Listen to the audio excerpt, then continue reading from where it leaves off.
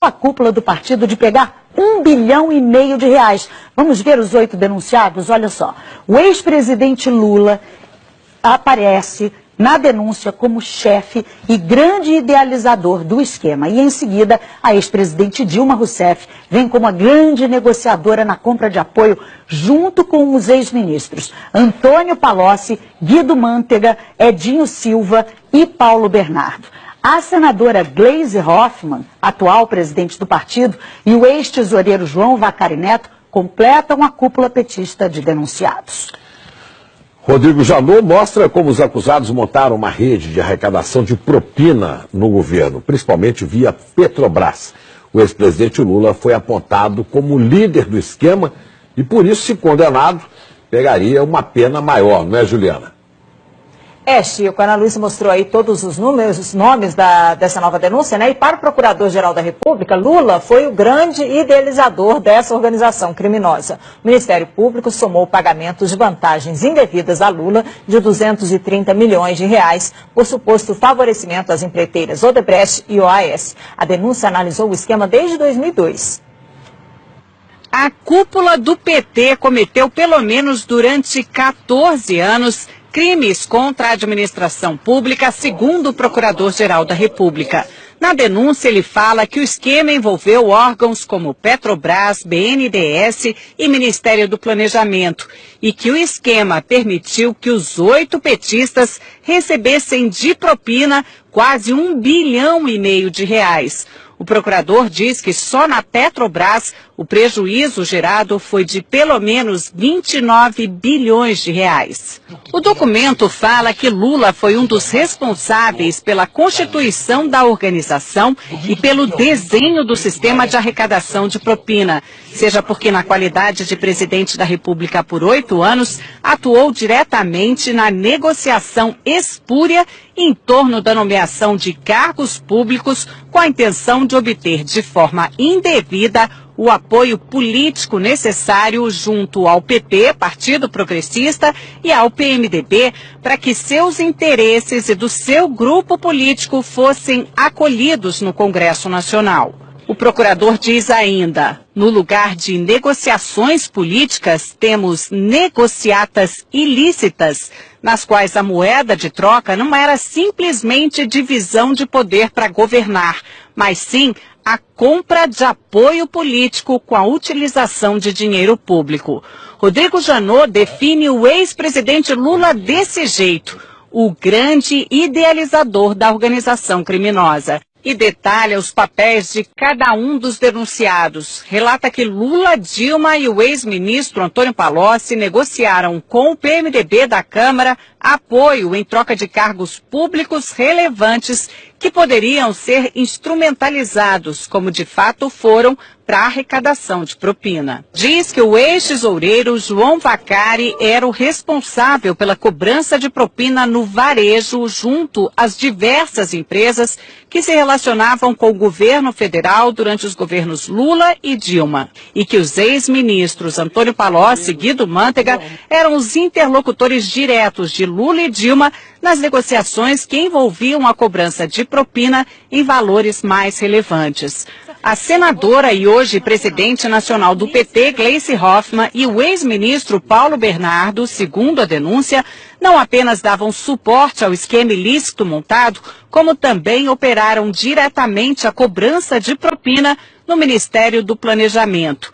Diz ainda que Gleisi foi uma das mais beneficiadas nos esquemas ilícitos mantidos pela organização criminosa na Petrobras, no Ministério do Planejamento, junto ao Odebrecht e a JF. O procurador fala que o ex-ministro, hoje prefeito de Araraquara, Edinho Silva, teve uma participação mais relevante na organização na qualidade de coordenador da campanha presidencial de Dilma de 2014, quando substituiu Vacari na missão de arrecadar valores ilícitos em benefício daquela campanha. E afirma que a ex-presidente Dilma integrou a organização desde 2003, quando assumiu a convite de Lula o Ministério de Minas e Energia. A denúncia afirma que desde ali contribuiu decisivamente para que os interesses privados negociados em troca de propina pudessem ser atendidos, especialmente no âmbito da Petrobras, da qual foi presidente do Conselho de Administração entre 2003 e 2010. Outro trecho do documento diz que chama atenção a quantidade de contas correntes de propina mantidas pelos petistas junto a grupos empresariais dominantes no cenário econômico brasileiro. Foram identificadas pelo menos 5 contas instituídas em benefício do grupo político dos 8 petistas denunciados, junto a Odebrecht, JIF, OS, UTC, ao escritório de advocacia de Guilherme Gonçalves, além do ajuste de propina com dirigentes da Andrade Gutierrez. A Procuradoria quer que os 8 denunciados paguem juntos 6,8 bilhões de reais. Seriam 6 bilhões e meio de reais para a Petrobras, mais 150 milhões de reais por danos materiais e outros 150 milhões por danos morais, por lesões à ordem econômica, à administração da justiça e à administração pública. O procurador-geral, Rodrigo Janot, quer que os 8 petistas sejam condenados pelo crime de participação em organização criminosa, com pena maior para o ex-presidente Lula apontado como líder.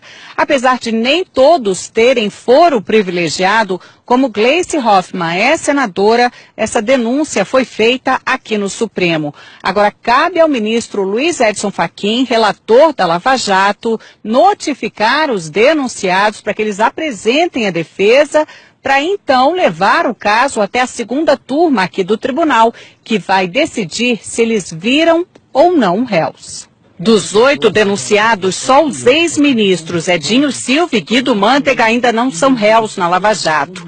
Lula já é réu em 5 ações penais, 3 em Brasília e 2 no Paraná, sendo que em uma delas já foi condenado e recorre em liberdade. No Congresso, petistas não quiseram falar de jeito nenhum sobre a nova denúncia, que acabou repercutindo em outros partidos. O que nós vimos diante da denúncia é que o PT não apenas governou um país, mas uma máquina de corrupção para financiar um projeto de poder. É algo que pode dar em todos nós um certo desânimo, desencanto, mas é também algo que tem que dar alguma esperança de que pelo menos esse tipo de prática está sendo denunciado e os crimes estão sendo apurados.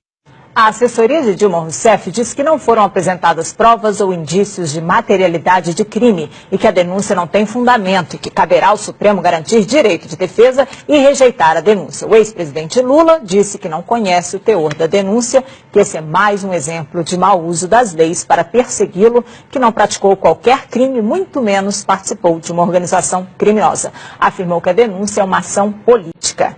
A defesa de Paulo Bernardo afirmou que não teve conhecimento da denúncia. Gleice Hoffmann afirmou que a denúncia não tem qualquer fundamento. A defesa de João Vacari Neto declarou que a denúncia é totalmente improcedente. A defesa de Guido Mantega afirmou que é no mínimo contraditório que a Procuradoria-Geral da República resolva oferecer denúncia, usando como prova basicamente a palavra de delatores, num dia em que o Brasil se depara com a disposição de delatores à dissimulação. Edinho Silva afirmou que sempre agiu de forma ética e legal. A defesa de Antônio Palocci não quis se manifestar. Ana Chico. Obrigada, Juliana. Os valores da propina impressionam demais. 1,5 bilhão de reais é dinheiro que não acaba. A gente vai a Brasília conversar com Alexandre Garcia. Alexandre, os valores são inacreditáveis, né?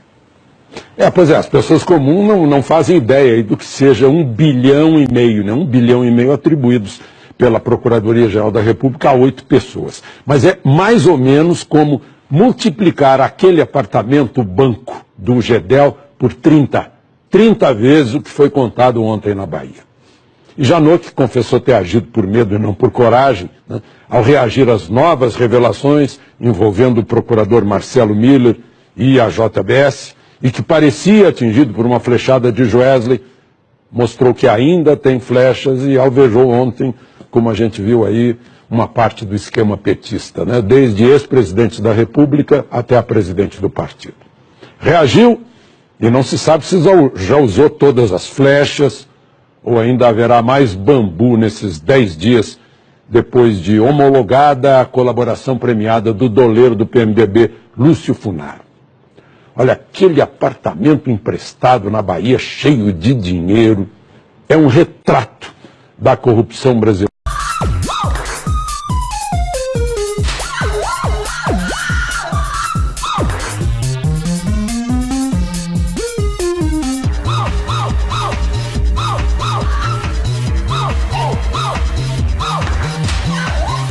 It was unbelievably painful.